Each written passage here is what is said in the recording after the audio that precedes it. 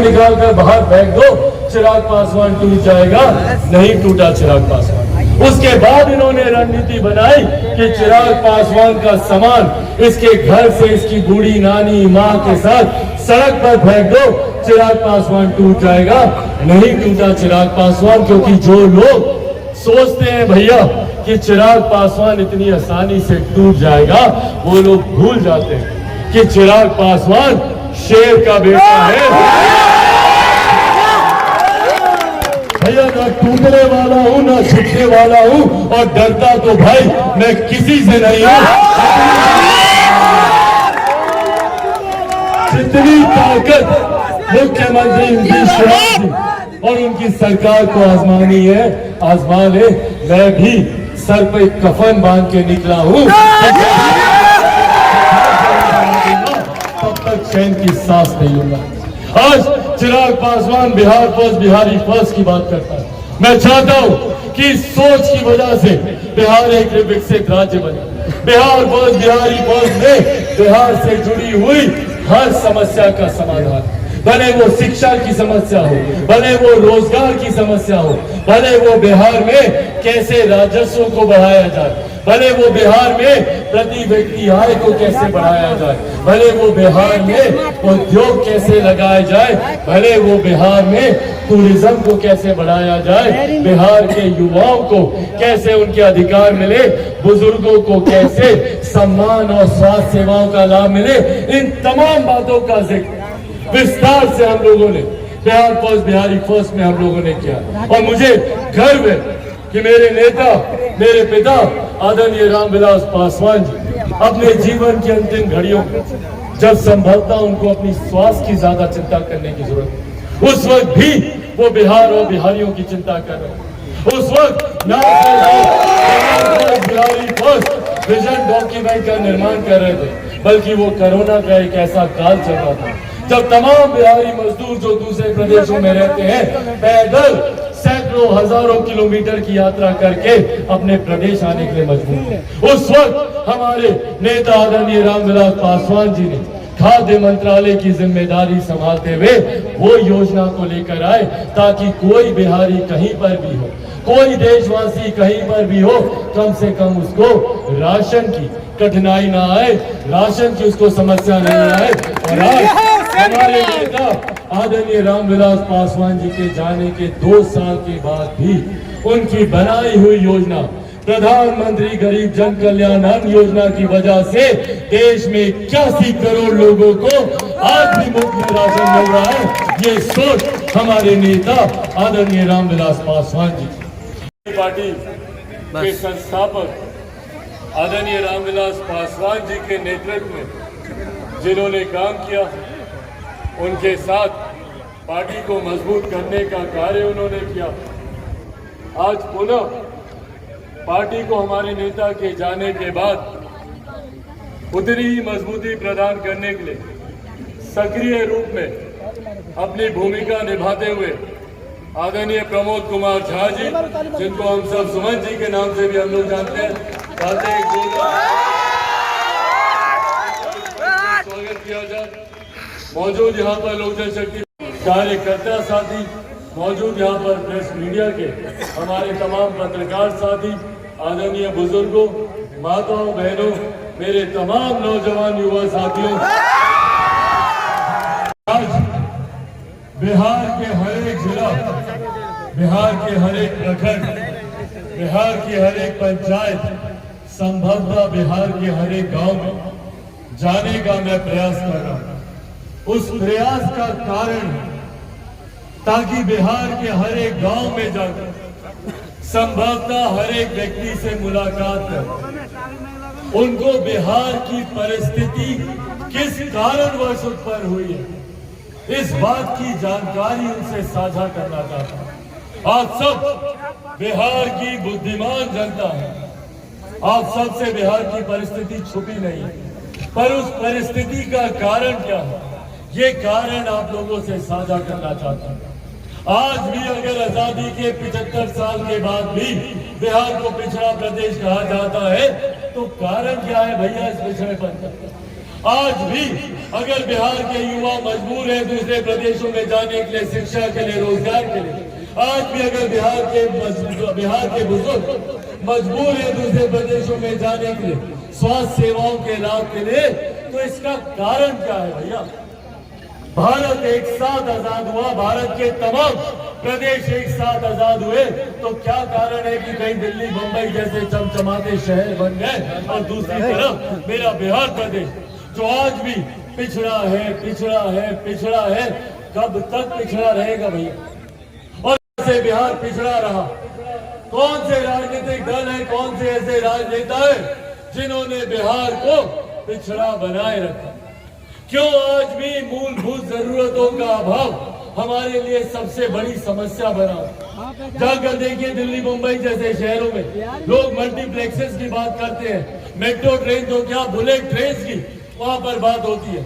और वही हमारा प्रदेश देख लीजिए, आज भी हम लोग परेशान रहते हैं भैया कि कैसे मेरे आंगन में एक चापाकल गड़े, कैसे हमारे गांव में ट्रांसफार्मर है, कैसे मेरे घर के सामने एक नली गली बने। क्यों हमारी सोच इतनी सीमित होकर रह गई?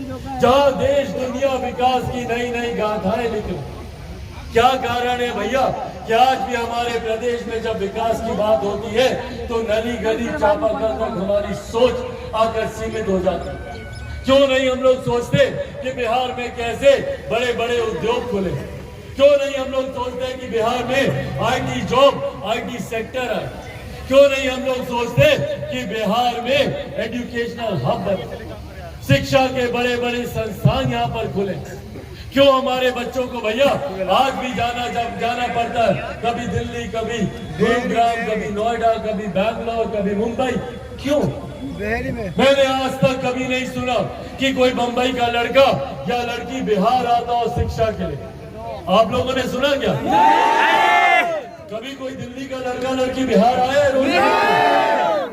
तो फिर क्यों सिर्फ हम बिहारियों को ही दूसरे प्रदेश जाना पड़ता है? और तो और वहां जाते हैं हम लोग शिक्षा के लिए, रोजगार के लिए, पर वहां पर हम लोग को अपमानित किया जाता है, हम लोगों पर लाठियां चलाई जाती है, और तो और बिहारी शब्द तक को वहां पे गाली बना दिया गया। आप लोगों के घर जो दिल्ली, मुंबई, गुरुग्राम, बैंगलोर में काम करता होगा या पढ़ाई करता होगा, पूछिएगा उससे, बिहार के बच्चे बताने से घबराते हैं क्यों?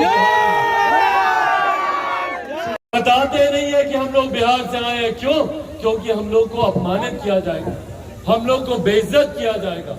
और इतना होने के बावजूद बिहार सरकार खामोश रहती है। अनंत ऐसी घटनाएं जहां पर बिहारी युवा युवती, लड़के लड़कियों के ऊपर लाठियां चलाई गई, उन्हें बेरहमी से पीटा गया, उन्हें अपमानित किया गया, और तो और कई ऐसी घटनाएं हैं जहां पर उन्हें मौत के घाट तक उतारा गया।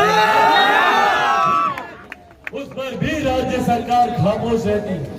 एक शब्द हमारे मुख्यमंत्री नीतीश कुमार जी के मुंह से नहीं निकलता ताकि दूसरे प्रदेशों में रह रहे बिहारियों का मनोबल बढ़े, ताकि उनको लगे कि भैया उनकी सरकार उनके साथ है। पहली बात तो आपकी नाकामी की वजह से बिहारी दूसरे प्रदेश में जाते हैं, वहां पर जाकर जब वो अपमानित होता, उसे पीटा जाता है, तो ऐसे में राज्य सरकार खामोश रहती है। और उसके ऊपर यही सरकार दावे भरती है, दम भरती है भैया कि हम बिहार में विकास करेंगे। भाई पिछले 32-33 साल आप लोगों पर नहीं तो और किस पर हम लोगों ने विश्वास किया? बताइए, आज की तारीख में जो बिहार में सरकार है, इन्हीं लोगों की सरकार रही है ना पिछले 33 सालों में। 90 के दशक से इन्हीं लोगों ने हम लोग के ऊपर शासन करने का काम किया, हम लोग के ऊपर सत्ता में रहने का इन लोगों ने काम किया। हम लोगों ने लालू जी, राबड़ी जी सबका शासन देखा, उसका विकल्प बनकर आए मुख्यमंत्री नीतीश कुमार जी। आज उन्हीं के साथ मिलकर वो सरकार चला रहे हैं। पिछले 18 साल से इनका भी शासन हम लोगों ने देखा, पर बदले में क्या मिला हम लोग? आज भी बिहार वही बदहाल परिस्थिति में। जाकर देख लीजिए गांव के हालात, जाकर देख लीजिए शिक्षा के हालात क्या है, प्राइमरी विद्यालयों के हालात देख लीजिए, प्राइमरी स्वास्थ्य केंद्रों के हालात देख लीजिए, वही जर्जर स्थिति। जो 90 के दशक में जैसी परिस्थिति थी वही परिस्थिति आज 21वीं सदी में भी बनी है। और उसके बाद पुनः ये लोग आते हैं और कहते हैं भैया हम लोग को वोट दीजिए, और अगर वोट नहीं मिलता इन लोगों को तो जोड़ तोड़ की राजनीति में लग जाते। कभी इसकी कृपा पे मुख्यमंत्री, कभी उसकी कृपा पे मुख्यमंत्री, कभी इसको वोट बैंक बनाना, कभी उसको वोट बैंक बनाना, कभी लव, कभी कुश, कभी कोरी, कभी कुर्मी, कभी अगड़ा, कभी पिछड़ा, कभी हिंदू, कभी मुस्लिम, कभी महिला, कभी पुरुष, सिर्फ जाति में बांट बांट कर जबकि हकीकत है भैया, और ये बिहार में ही नहीं पूरे हिंदुस्तान में अगर कोई एक फर्क है, कोई एक भेद है तो वो इतना कि एक अमीर जो अमीर होता जा रहा है, दूसरा गरीब जो गरीब होता जा रहा है, और इस गरीब जाति में हर जात पात धर्म मजहब के लोग। जब तक सबको साथ लेकर हम लोग चलने की बात नहीं करेंगे तब तक सही मायनों में हम लोग विकसित बिहार की कल्पना नहीं कर सकते। जब तक बिहार में अच्छी शिक्षा नहीं आएगी, जब तक बिहार के युवा शिक्षित नहीं होंगे, जब तक पढ़ लिख कर हम लोग अपने अधिकारों को नहीं जानेंगे, तब तक हम लोग को ये लोग इसी तरीके से जात पात धर्म मजहब में बांटते रहेंगे। बांटिए मुख्यमंत्री जी, आपने बांटा, हम बटे भी, पर अगर बदले में हम लोग को कुछ मिलता तो हम लोग को इस बात का तो संतोष होता भैया कि एक बिहारी को दूसरे बिहारी से आपने बांटा पर बदले में कुछ दिया। या तो आपने जाति की राजनीति भी की, धर्म की आपने राजनीति भी की, और बदले में जब हम लोग की विकास की बात आई तो आपने सिर्फ हम लोग के ऊपर लाठी चलाने का काम। एक जगह पे हाथ रखिए। आज बिहार के युवा सड़क पर जाते हैं रोजगार की मांग के लिए तो लाठी चलाई जाती है। आज बिहार के युवा बेहतर शिक्षा की बात करते हैं, जब बोलते हैं भैया कि डिग्री के कोर्स समय पर पूरा हो, जब उसकी लड़ाई लड़ने जाते हैं तो बदले में लाठी। कितने साल में पूरा होता है यहाँ पे कोर्स? 3 साल का कोर्स कितने साल में पूरा होता है? 5 साल, 6 साल। मेरा पल, सबसे सुनहरे साल सिर्फ डिग्री हासिल करने में बिता दें, और ये परिस्थिति दशकों से बनी हुई है, कब तक बनी रहेगी? आज ये आग्रह करने आप लोग के बीच आए। जितने राजनीतिक दल, जितने राजनेता यहाँ पर आते हैं विकास की बात करेंगे, विकास के काम करेंगे, पूछिए उनसे भैया क्या किया आज तक आपने? आज भी बिहार में वही बदहाल परिस्थिति बनी हुई। आज जब यहाँ दरभंगा में खड़ा, भाई कौन नहीं जानता कि बाढ़ सुखाड़ से पूरा बिहार पीड़ित है। आधा बिहार बाढ़ में डूबा रहता है, वही आधा बिहार सुखाड़ में डूबा रहता है। मैं भाई कोई भविष्य वक्ता नहीं हूँ, पर आज मैं यहाँ से भविष्यवाणी करके जाता हूँ कि वो दिन दूर नहीं, आज से 2 महीने 3 महीने के बाद देखिएगा, जुलाई अगस्त आते आते तक आधा बिहार बाढ़ से डूबा होगा और आधा बिहार सुखाड़ से डूबा होगा, और पुनः मुख्यमंत्री नीतीश कुमार जी अपना उड़न खटोला निकालेंगे और हवाई निरीक्षण पे निकल जाएंगे। भाई पिछले 18 साल से यही इनका हवाई निरीक्षण चल रहा है, पर जिस तरीके से भ्रष्टाचार की देन इनकी योजनाएं चलती, साल दर साल तटबंधों का निर्माण होता है, एक बरसात आती नहीं है कि पूरा पानी कटाव के रास्ते से पंचायतें होते होते गांव घर में घुसने लगता है। कहाँ जाता है भैया ये तटबंध निर्माण का पैसा? सालों साल हजारों करोड़ रुपए इन तटबंधों के निर्माण पे खर्च किए जाते हैं, तो क्यों एक बरसात में ये तटबंध टूट जाते हैं? सब भ्रष्टाचार की। आज आप भी लोग मुझे बताइए, आप लोग का कोई ऐसा सरकारी काम है जो यहाँ पे अधिकारियों को बिना घूस दिए होता हो? होता है कोई काम बिना घूस? ये मुख्यमंत्री नीतीश कुमार जी का सुशासन, इसीलिए साथियों आग्रह करने आया। आज भैया चिराग पासवान गांव गांव जा रहा है, घर घर जा रहा है, जहां कोई घटना घट रही है सबसे पहले चिराग पासवान हमारी पार्टी के नेता वहां पर पहुंचने का काम कर रहे हैं, क्योंकि चिराग पासवान चाहता है कि बिहार एक विकसित राज्य बने। और आज इसी वजह से पूरी सरकार, मुख्यमंत्री नीतीश कुमार जी बड़ी बड़ी शक्तियां आज चिराग पासवान को खत्म करना चाहती है। क्या कसूर है भैया चिराग पासवान का, बताएं? क्या कसूर है चिराग पासवान के पास? कोई आग से ज्यादा संपत्ति है क्या? कोई कोर्ट कचहरी में कोई मुकदमा चल रहा है? तो चिराग पासवान के खिलाफ अगर कोई मुकदमा नहीं है तो कैसे चिराग पासवान को तोड़ा जाए? उसके लिए रणनीति बनाई गई, उसके लिए बड़ी बड़ी शक्तियां बैठकर उन्होंने रणनीति बनाई कि चिराग पासवान को उसके परिवार से अलग कर दो, चिराग पासवान टूट जाएगा। पर नहीं टूटा चिराग पासवान। उसके बाद इन्होंने रणनीति का एक बड़ा हिस्सा बिहार फर्स्ट, बिहारी फर्स्ट। इसीलिए साथियों आज आप लोगों के बीच यहाँ ये आग्रह करने आया, कई नेता, कई राजनीतिक दल, और अब तो भैया चुनाव का समय है, धीरे धीरे लोकसभा, विधानसभा, सब चुनाव में कई नेता, कई राजनीतिक दल आएंगे, बड़ी बड़ी बातें करेंगे, सब बोलेंगे भैया हम पे भरोसा कर, चाची हमको वोट देना, सब आकर बोलेंगे। पूछिएगा उन लोगों से कि इन 32 सालों में ये लोग क्या किए, पूछिएगा क्यों आज भी हमारे बिहार के बच्चे दूसरे प्रदेशों में जाने के लिए मजबूर हैं, पूछिएगा कि आप लोगों के स्वास्थ्य केंद्र के हालात इतने बदतर क्यों हैं, टीचर विद्यालय में और डॉक्टर केंद्रों में क्यों नहीं जाते। ये तमाम सवाल उन लोगों से पूछेगा जो बिहार में विकास की बात करने का ढंग रखते हैं। अंत में साथियों यही आग्रह करके आप लोगों से जाऊं, चिराग पासवान एक ईमानदार कोशिश कर, मैं एक ईमानदार पहल कर रहा हूं, बिहार के गांव-गांव जाकर व्यक्ति व्यक्ति से मिलकर उनकी समस्या का समाधान ढूंढने का प्रयास कर रहा हूं। पर मैं जानता हूं कि मेरी भी सीमाएं हैं। अकेला चिराग पासवान कुछ नहीं कर सकता, अकेला चिराग पासवान लाख चाहे तब भी बिहार को विकसित नहीं बना सकता। उसके लिए चिराग पासवान को सबके साथ की जरूरत है और यही साथ मांगे आज यहाँ आप लोग के बीच आया हूँ। आप लोग का साथ मिलेगा ना?